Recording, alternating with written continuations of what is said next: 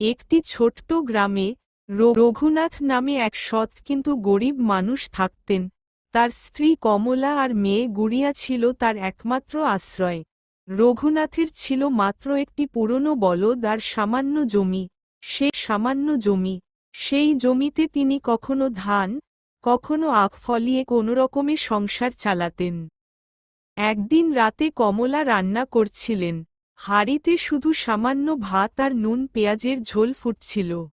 গুড়িয়া হঠাৎ মায়ের কাছে গিয়ে বলল, মা, কাল আমাদের স্কুলে সবাই নতুন জামা পরে যাবে, আমাকেও কি একটা নতুন জামা দেবে?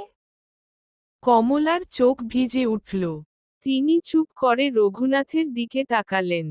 রঘুনাথ মাথা নিচু করে বললেন, এই ফসলটা কেটে যদি ভালো দামে বেচতে পারি, তবে গুড়িয়ার জন্য নতুন জামা অবশ্যই হবে। কিন্তু সেদিন রাতেই হঠাৎ ঝড় উঠল। আকাশ কালো মেঘে ঢেকে গেল। প্রবল বৃষ্টি আর হাওয়ায় রঘুনাথের ফসল ভরা ক্ষেত মুহূর্তেই ডুবে গেল। পরদিন সকালে গ্রামবাসীরা দেখল রঘুনাথ মাটিতে বসে ভেজা ধানের দিকে চেয়ে আছেন। তার চোখ দিয়ে অশ্রু গড়িয়ে পড়ছে।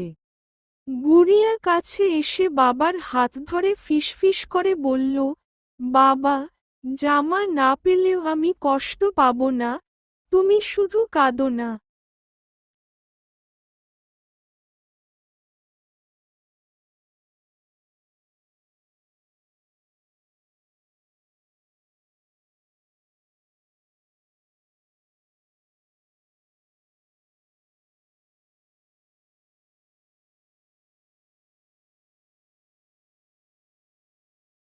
গ্রামের কিছু দয়ালু মানুষ এগিয়ে এসে রঘুনাথকে সাহায্য করল।